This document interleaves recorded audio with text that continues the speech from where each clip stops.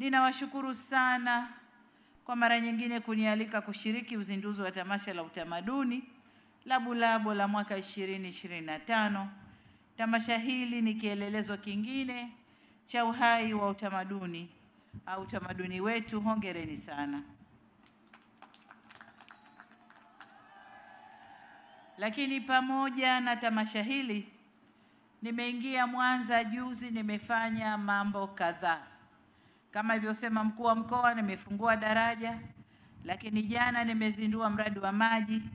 Jana hiyo hiyo wana Mwanza walinipa heshima ya tamasha jengine la makundi mbalimbali, makundi ya kimila, lakini ndugu zetu maafisa usafirishaji, bodaboda na makundi kadhaa nilikuwa nayo pale kwenye uwanja wakipongeza serikali kwa utekelezaji mzuri wa shughuli za maendeleo. Ndugu zangu, nimekuwa ninashiriki matamasha ya kiutamaduni sehemu mbalimbali ya nchi yetu. Hapa kwenye tamasha la Bulabo nilianza mwaka 2021 na nimekuwa nikiendelea hivyo, isipokuwa mwaka jana nilizidiwa na kazi nyingi na naibu waziri mkuu aliniwakilisha kwenye tamasha hilo, na aliporudi aliniletea yale yote ambayo yalijiri kwenye tamasha hilo. Lakini mwezi Septemba mwaka jana pia nilishiriki tamasha la 3 la utamaduni kitaifa lililofanyika mkoani Songea.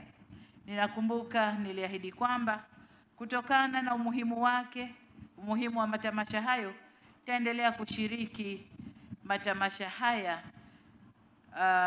kila nafasi itakavyoniruhusu. Furaha yangu ni kuwa mwaka huu nimeweza kushiriki tamasha hili la Bulabo. Ninawapongeza wote waliofanya maandalizi ya tamasha hili la utamaduni ya jamii ya Wasukuma. Kama tulivyoona, tamasha hili limepambwa kwa shughuli na matokeo mbalimbali katika viwanja hivi, yakiwemo mashindano ya ngoma, na mmewezaona zawadi zimetoka hapa, na nyimbo za asili, nyimbo za kisiasa, nyimbo za kuhamasisha jamii yetu kuangalia haki mbalimbali za makundi mbalimbali. Lakini pia naambiwa kulikuwa na maonyesho ya mavazi ya asili, maonyesho ya jasiriamali mbalimbali, na utoaji wa elimu kuhusu dawa za asili na wasilishaji wa mada mbalimbali. Nilivyoingia kwenye uwanja huu nilipita kwenye mabanda na nikaona maonyesho ya dawa ya asili, lakini asili ya Usukuma nilielezwa kwa kirefu katika mabanda yale ya maonyesho. Tunawapongeza sana kamati ya maandalizi ya tamasha hili, machifu, ofisi ya mkuu wa mkoa wa Mwanza, hadi Wizara ya Habari, Utamaduni, Sanaa na Michezo, lakini pia viongozi wa dini, kwa sababu kwenye tamasha hili nimeambiwa kutakuwa na shughuli ya kidini pia au za kidini pia. Ndugu zangu, naomba tuwapigie makofi sana kwa kazi nzuri walioifanya. Kwetu sisi serikali, tunafarijika sana kuona mafanikio makubwa ya maandalizi ya tamasha hili tangu kuanzishwa kwake mwaka 1968. Hivyo wote tunawaambia hongereni sana. Ndugu wananchi, kabla ya kuja hapa, kama nilivyosema, nilitembelea makumbusho ya Bujora. Nilikwenda kule ili kupata baraka za asili na jadi ya Usukuma, kama alivyosema chifu wa Wasukuma. Nilianzia kule kuangalia historia, lakini pia kupewa baraka, na hasa mwaka huu wa jambo linalotukabili mbele.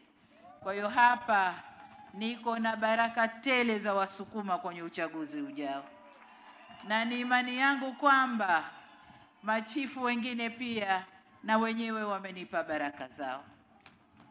Hakika nimeshuhudia mambo ya kihistoria, mila na desturi ambayo yanaendelea kurithishwa kwa watoto na vijana wetu. Hii ni hatua muhimu katika kuhakikisha tunakuwa na taifa lenye nguvu kazi inayoenzi maadili ya Kitanzania, na niwapongeze sana kwa kudumisha utamaduni huu.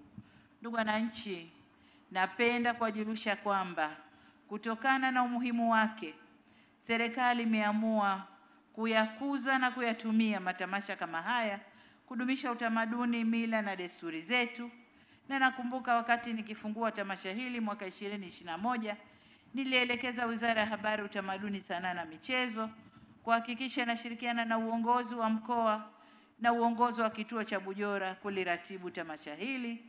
Ninafurahi kuona kwamba kama alivyosema waziri, hatua zote zimechukuliwa na mambo makubwa zaidi yanapangwa na wizara ili kuenzi matamasha yetu, mila, desturi na tamaduni zetu. Ndugu zangu, katika kuenzi utamaduni wa Afrika, hata wimbo wa jumuiya yetu